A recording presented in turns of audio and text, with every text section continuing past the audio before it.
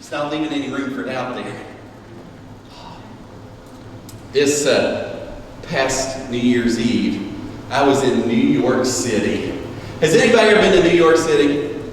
All right, good. Some of you. Has anybody been to New York City on New Year's Eve? Yes.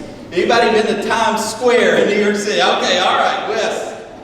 Man, they told me there was about 2.5 million people packed into that little area, that little piece of real estate up there, the Big Apple, on this night. And I was up there as a part of a street ministry team, and we were handing out hot chocolate at a prayer station right there in the midst of it all. It was incredible. I wish I had time to tell you about it all, but we were literally just there setting up a prayer station. And in the midst of all this revelry, 2.5 million people, New York City, Dick Clark's Rockin' Eve, all that, right? Everybody blowing their kazoos and wearing their hats. And we had some real God-inspired encounters and conversations and people that stopped and that we had an opportunity to pray with and talk to. And I can't even explain how that's even possible except for God.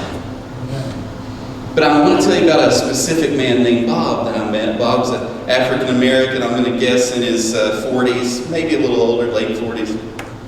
And by his testimony, been on the street for quite some time, and he was just interested in a cup of hot soup and a cup of hot chocolate, and then he was really interested if we had a pair of size 12 shoes, and that's where his focus was. And I was trying to lean in just a little further with Bob, because I don't know, I was just being drawn to him. There's just really something about Bob and the despair that I felt in his presence, just kind of being overwhelmed by just being with him. And so I asked him this question. I said, Bob, can I ask you a question? Yeah, sure. I'm like, listen, man, hey, what are your dreams? What do you dream about, man?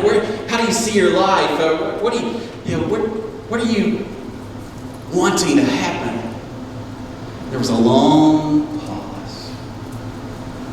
I could tell some wheels were turning. And then finally he responds and says, man, I don't have any dreams. Life can beat you down. Can get the best of you. Can rob you.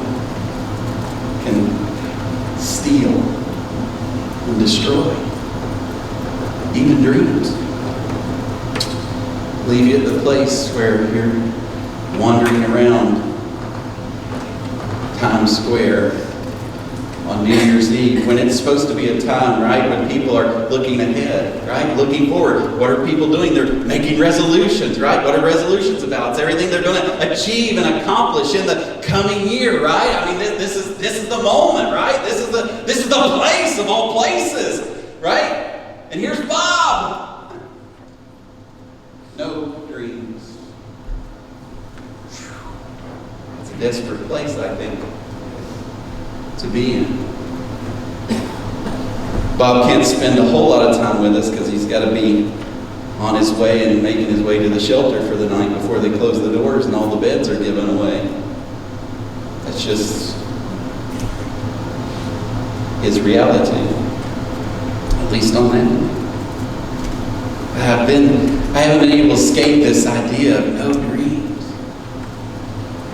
Nothing to look forward to, nothing to live for. In his estimation, my estimation, I guess, of him, based on the short snippet of time that we spent together. So I want to ask you this morning here in Turkey Creek, what are your dreams? And I don't just mean the things that we kind of long for, humanly speaking. Like, I don't mean, I really would like to retire one day in Myrtle Beach. I mean, that's great. Boy, if you got room, I'll go with you. But I'm talking about something that's a little heavier than that, if you will. Not just whims and things that we've kind of set out there said, man, that would be nice if. No. I want to refine that and say, what are the God-inspired dreams that you're dreaming about? The dreams that are birthed by the Spirit of the living God. The dreams that can only and will only be achieved and accomplished with His help. Amen. With His intervention. Come on now. With His making it happen. Amen. Right. That's the kind of dreams I'm talking about.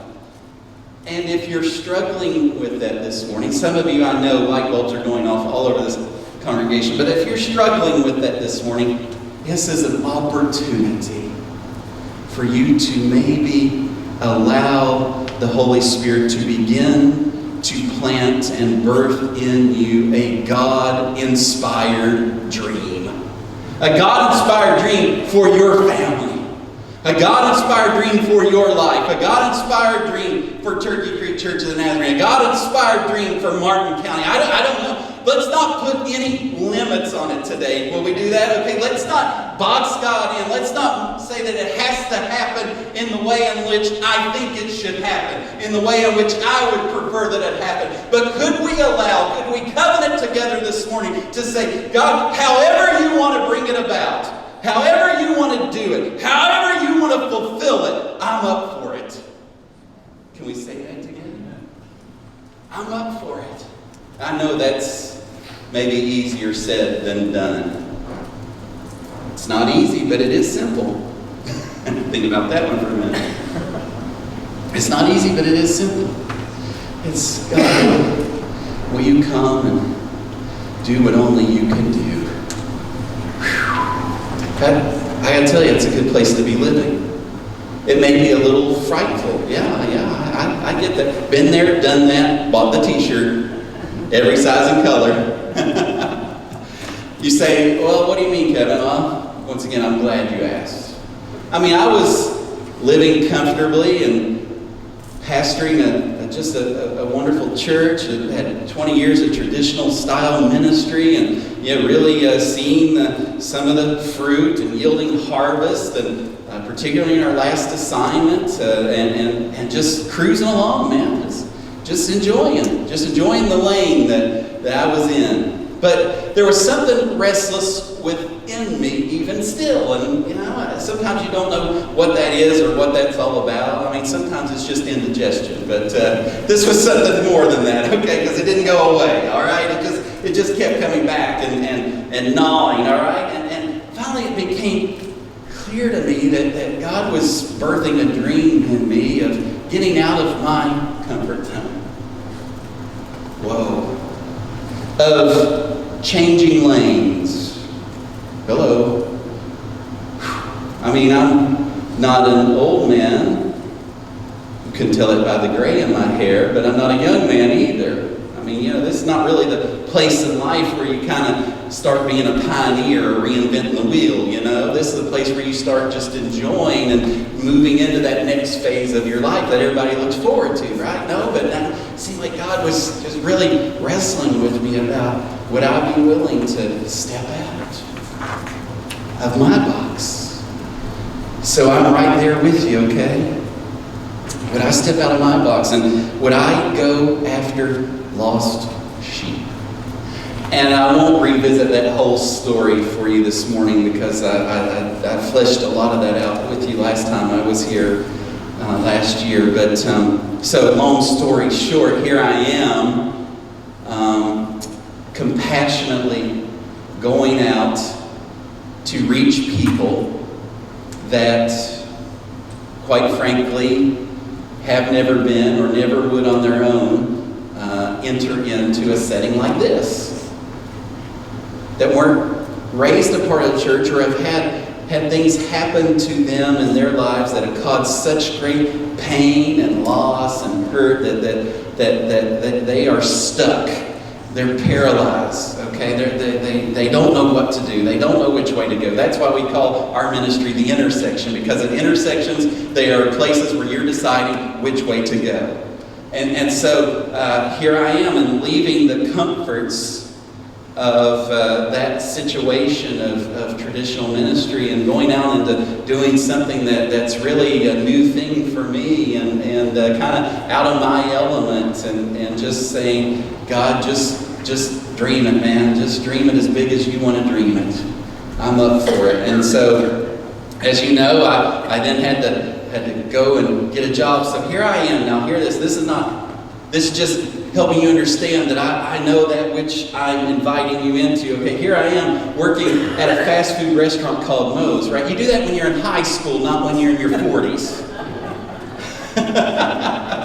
But God showed me that it was a happening place. It's where all the people in town go to eat, and it's true. I mean, we're just blowing the doors and the roof and the walls off of that place with people coming in there. So I have opportunity to interact with all kinds of people on a daily basis. And the people that I work with, I mean, I could just give you illustration after illustration after illustration of all that, which I wouldn't trade for anything. So the last 2 years of my life, I would propose to you, have been, in my estimation, some of the most exciting times that I've ever had, that I've ever known, that I've ever felt.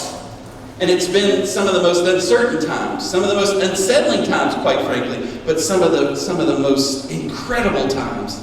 And I'm so thankful, so grateful this morning that God birthed that dream in me, and that together we're living that out today.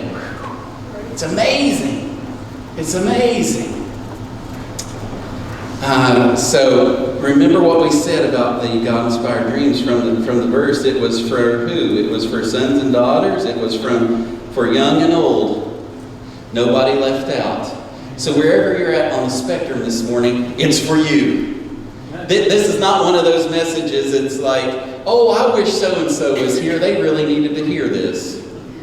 No, this is for you and I. We're in the target, so to speak. Okay? This is for all of us, no matter what spectrum you're in. And this is not me. This is the prophet Joel as being interpreted by and applied by, revealed by the Holy Spirit through Peter, saying, this is for us. At this time, in this moment, for these people, not just those on the streets in Jerusalem that day, but for you and I right here in Martin County and Turkey Creek today. So just, if you will, open yourself up to that, all right? And I realize that may be a stretch for some of us. It was a stretch for me.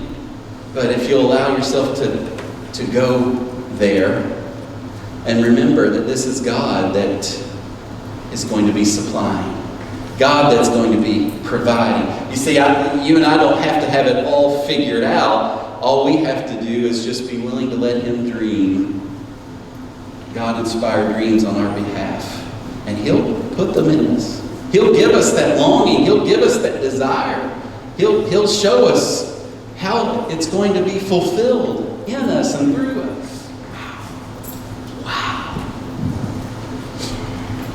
Well, we do a lot of street preaching, and particularly Saturday mornings in Central Park there at a place we call Church Without Walls on the basketball court every Saturday. And there was this guy that was kind of out on the peripheral. His name was Steve. And Steve would check us out, and occasionally he would come and kind of give us a nod and just a one word or two. Steve didn't like to talk back in those days. And man, it just seemed like though every time I saw him, God was doing something in him. Even if he didn't know.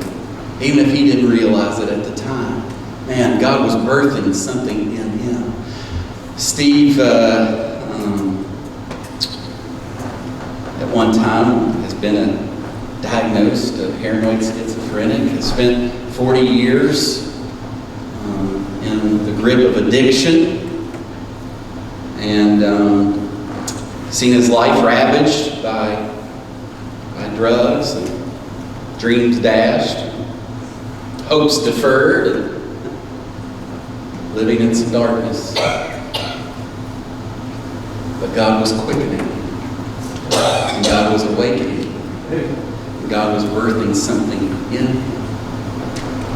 And today, Steve has allowed God to dream some dreams in him that are some big God-sized dreams. He has a dream of getting back to his home place out in Greenup County that's kind of been grown up and grown over, and the farm's kind of been neglected and ignored, and he wants to get back out there and start working that land and start seeing that thing come alive again and start producing and yielding again and be viable again. He has a dream of building a tabernacle out there where people will come and draw close to God and just praise the Lord. He has a God-sized dream that I don't think that he even dreamed, that was fulfilled back in February when he stood at an altar and said his I do's to his high school sweetheart and got married. Whoa! At 60 plus years of age. Steve probably wouldn't want me saying that, but you just need to know that for context. And saying his I do's to his high school sweetheart. Can you imagine that now? Come on now. Are you kidding me? Wow. And then even more God-sized dreams as Steve really has felt and sensed and known the call of God's been on his life for a long time, but stepping out of his comfort zone and out of his lane of kind of just wanting to stay back and be shy, now being a great, powerful witnesser.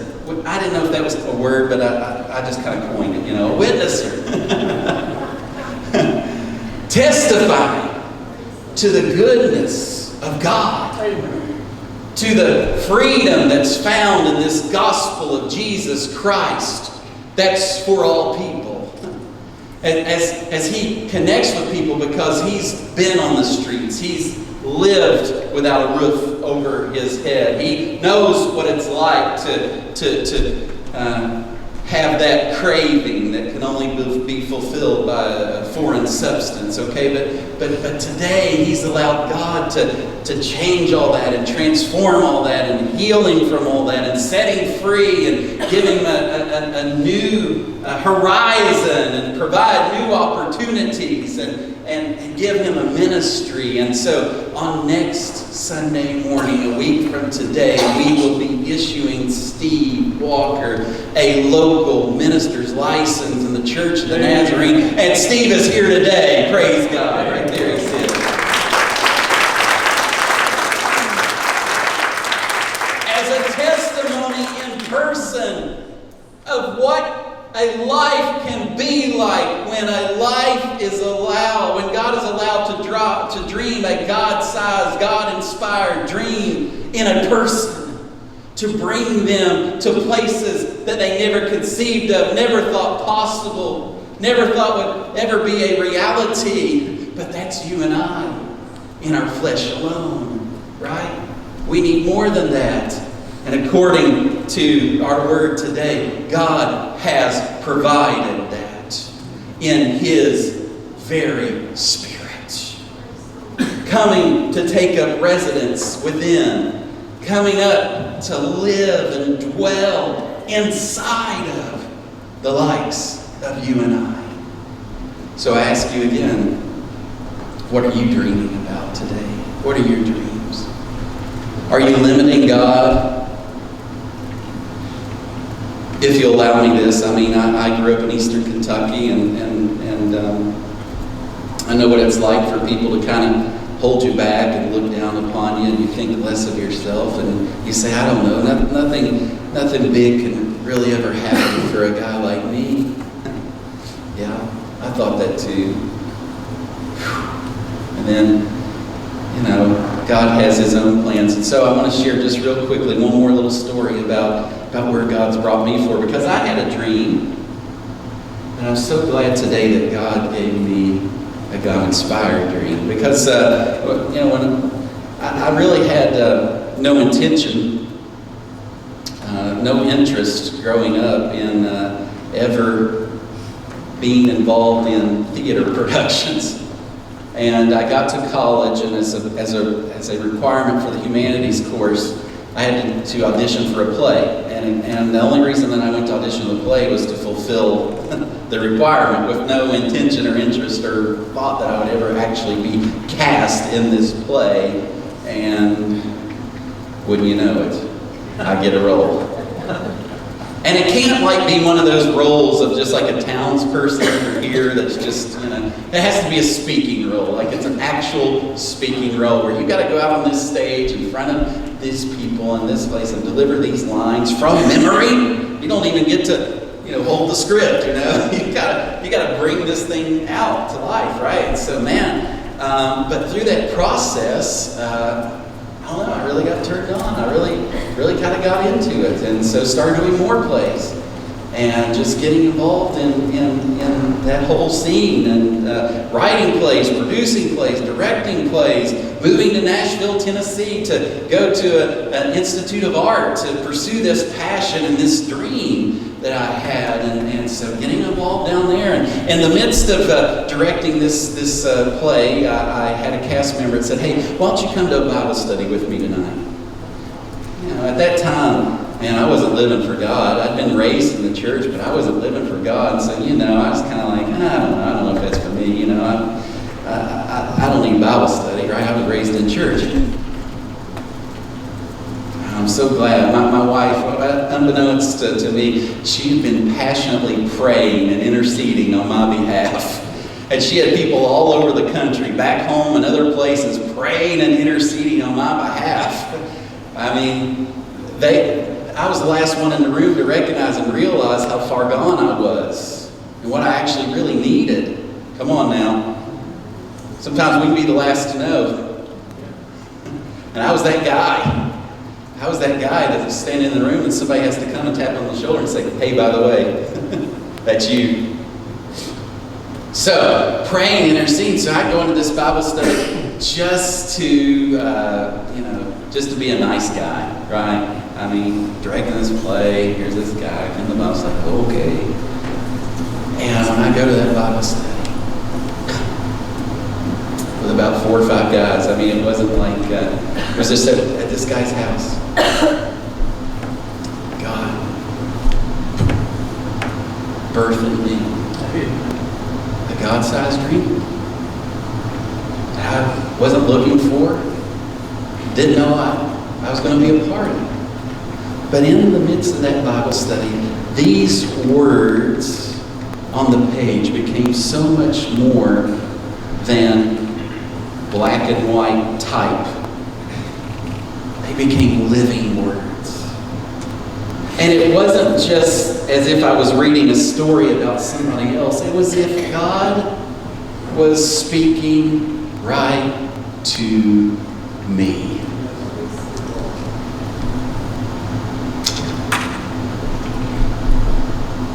So out of left field, God asked me if I will follow him in the ministry. What? Why me? Nothing that qualified me at the time. I mean, I wasn't even going to church, quite frankly.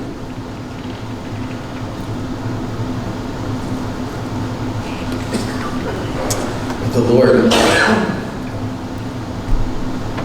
his voice was so clear and so real. I couldn't deny it. And that night I settled the question. Yes. I didn't even know what that meant. I didn't know what I was saying at the time. I just knew that it had to be yes. That there was no turning away from this, no turning back, no other plan.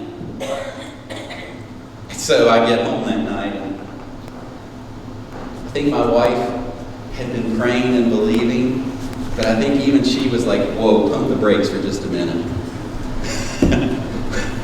What happened? You're going to do what?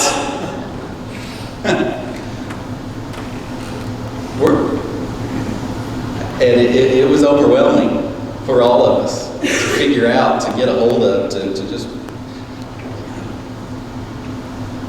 And so within 6 months, we're from Nashville, Tennessee to Colorado Springs, Colorado, to the Nazarene Bible College.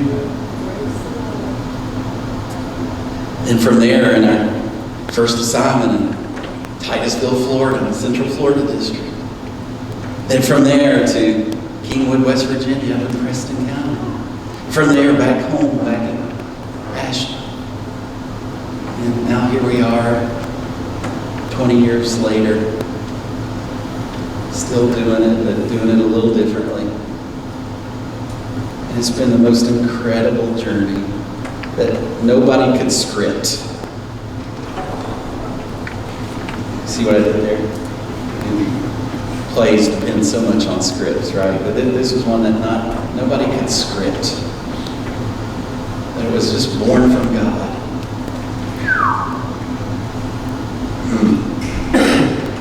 I wouldn't change it for the world. Don't regret it for a minute.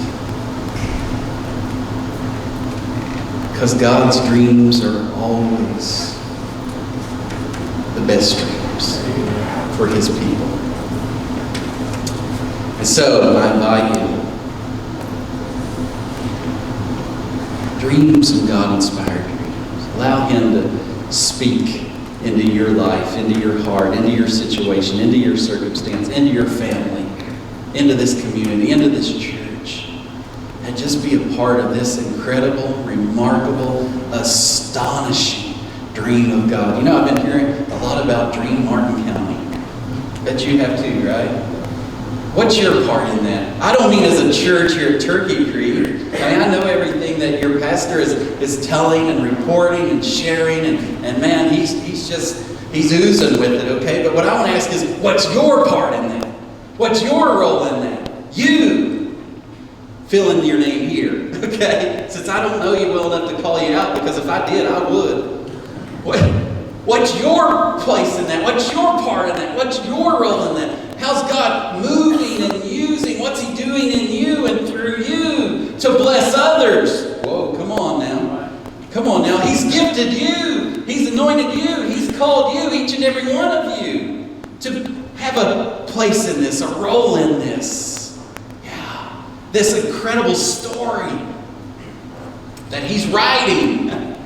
Man, that He's bringing forth at this moment, at this place, at this time with each of you. Yes. Isn't it exciting to think about? To dream about?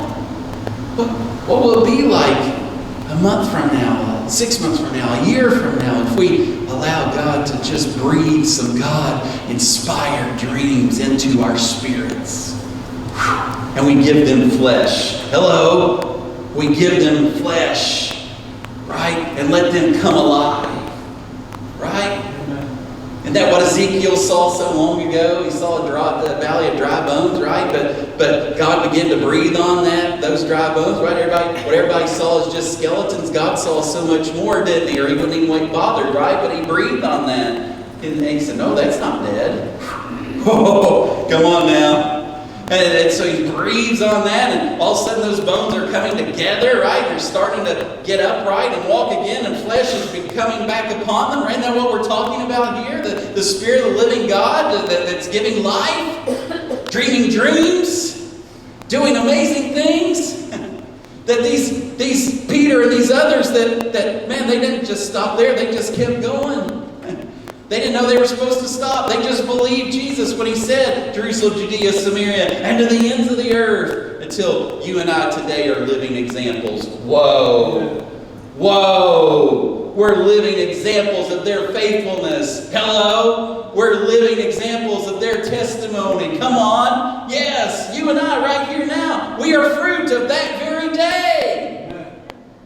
Where some God-inspired dreams were being lived out. And now they're being lived out in the sons and daughters and the young and the old. Come on now. I want to invite you to dream some dreams. Dream some God-inspired dreams like Steve Walker dreams some dreams. And here he is today. Talk to him. I encourage you before you leave today. Just meet him. It's just the life that's oozing from him. Okay, it's not him. It's the Spirit. Okay, it's the Spirit of God within him. Come on now. And that same Spirit wants to reside and dwell in each one of our lives as well. Wants to bring forth that same kind of reality So, if you're here this morning and you're about to give up, man, that special song was right for you. Come on now. Yeah. But if you're here this morning and you're about to give up, I got good news for you. We just dare to dream again. We dare to allow God to dream, a God-inspired dream for your life. And you don't have to have that all figured out. You just be willing to say yes, and off you'll go. And you'll begin. Just take that first step. Then take another, and just walk in it. Just walk in it. And let Him unfold it before you. And it may take some time. So be patient. You know what I'm saying? Don't get ahead of things here, okay?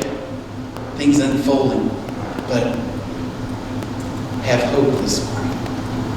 Have hope this morning. That if He can do it in me, if He can do it in Steve, if He can do it in a group of guys that were in an upper room, He can do it in you. In you. In you. In you. In this church. Today. Right now. In this place. So I want to inspire you just to open up your heart. Allow Him to give birth this morning to a God-inspired dream that only He can bring about. See, if you and I can accomplish it and achieve it with relative ease in a very relatively short period of time, I don't mean to negate that, but that may just be something that you and I can do, right? But what I'm talking about is something that it will take God to see happen. It will take God to see happen. What do you want this morning? What do you long for? What do you desire to see? What do you want to be a part of? Will you allow yourself to go there and think beyond the box, think beyond the limitations, think beyond maybe some of the narrow-mindedness that we sometimes kind of get caught up in, and just let it be wide open, man. Wide open. I'm going to go out here in just a moment outside of these doors and outside of this property. I'm going to look out across this vast expanse, man, and I'm going to say, wow, there must be a God somewhere, right, to create this, to lay out this beauty, to make this thing work. Wow. Same could be said of our lives as well, as people look at us and as they get to know us and as they hear our stories. They too will just go, wow. How did that happen? How did that come to be? How did that transpire? How did that take place? And you and I can say, only by the grace of God. Only for His glory, right? And only by His Spirit, thus saith the Lord. Yeah, it's not me. Nothing special about me. It's all about Him. His story. But I have a place in it. And it's a big dream. Man, it's a big dream. I hope that encourages you this morning. I hope that speaks to you this morning. I hope that awakens a few spirits in here this morning. I wonder if we could have just some kind of time of response. And I don't know what that'll look like because we didn't plan for it or prepare for it. But maybe we just bow our heads together. And why don't we just do this? Man, if God's birthing something in you right now in this sanctuary, where you're at in your pew, and you just want to respond to that, you just want to say yes to that, and if you want to be open to that, and maybe you want to come and kneel and pray about that, I don't know how that will take shape or what that will look like. I mean, we've got a guest preacher and all that, but if you want to come and pray, man, this would be a great opportunity. This is a great moment. Let this be the start of something big, of something incredible, something fresh, something new, something God-inspired and God-sized right here in Turkey Creek in Martin County, and just do that. We can just step out and just come on down and pray. We won't put you on the spot. We won't put you a microphone in your face. Just give you an opportunity just between you and God just to kind of begin to dream. Begin to dream.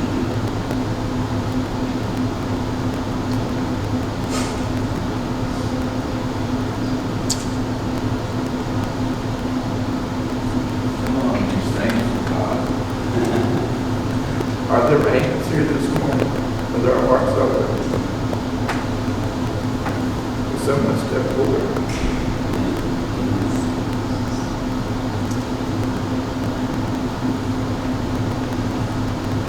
Brother Steve, you come and pray for us before we turn it back over here and allow these good folks to continue to worship.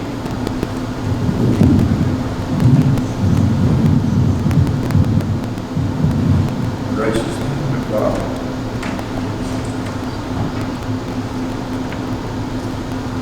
gracious Heavenly Father, thank you for this opportunity to gather in your house today. Thank you for each and every soul here and all the lives that they touch. Pour out your blessed Spirit, Lord, as you so richly do.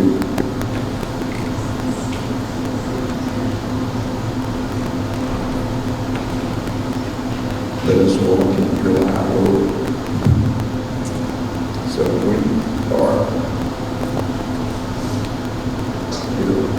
beyond a shadow of a doubt.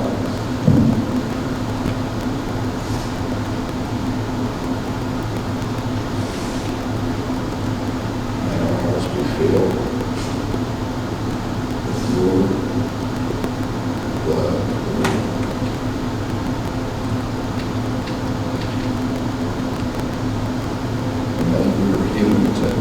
Thank you, Lord, because your mighty hand is stretched out still. Reach down, He bows down here. We're bowing down here.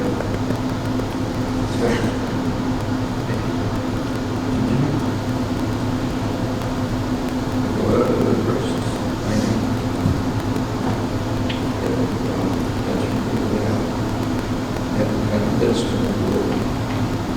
We're in you, our called and chosen. Called and chosen. Let us step into that door. Let us put legs on our plate.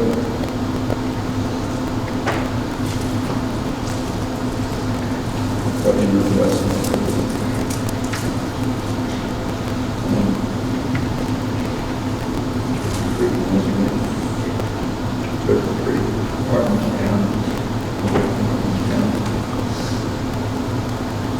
All those parts that were early, all those spirits that were working, all those hearts that have been tried.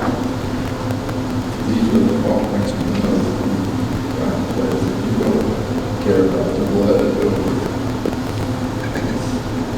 rams.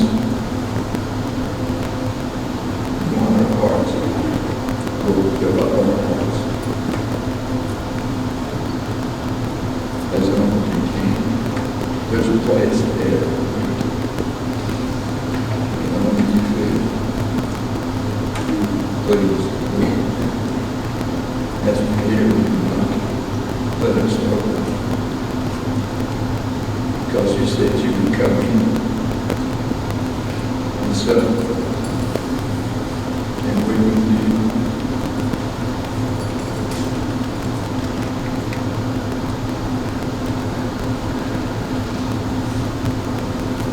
Brothers and sisters, for allowing me to speak to you this morning. Thank you, Heavenly Father, for giving me a second chance. You're awesome. Pray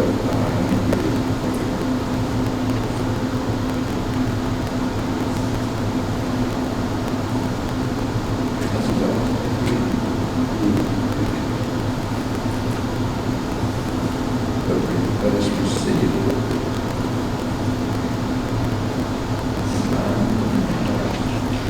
this word that we fill our hearts with.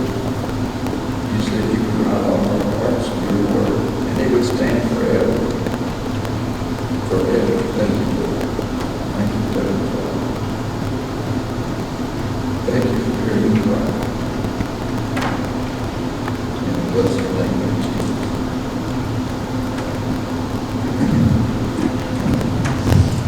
Thank you. We're humbled to be with you. God bless you all.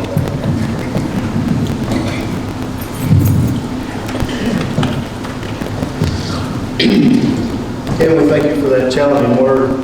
It's been a theme in the whole service. They sang the song, "I Want to Make It." The verse that Claudia read was about He'll work all things to our good.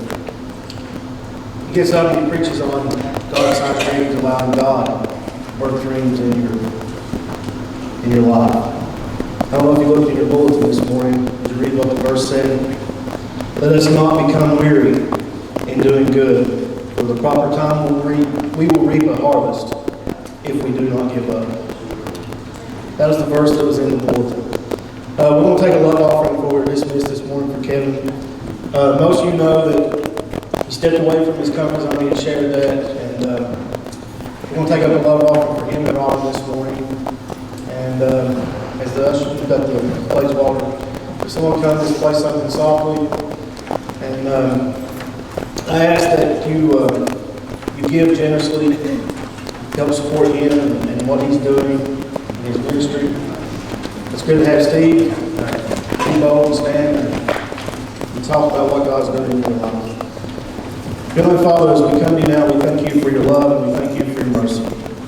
God, we ask that as they collect this offering, that you bless it and multiply it for your good and for your work. God, we thank you and just ask you to be with us down through the remainder of the day and just help us to be a light in a lost and dark world. Allow us to dream of you, God, if we're not dreaming. Allow that dream to be birthed. Allow us as individuals to step out and open our hearts to the dream that you have for us. We ask all these things in your blessed and holy name. Amen.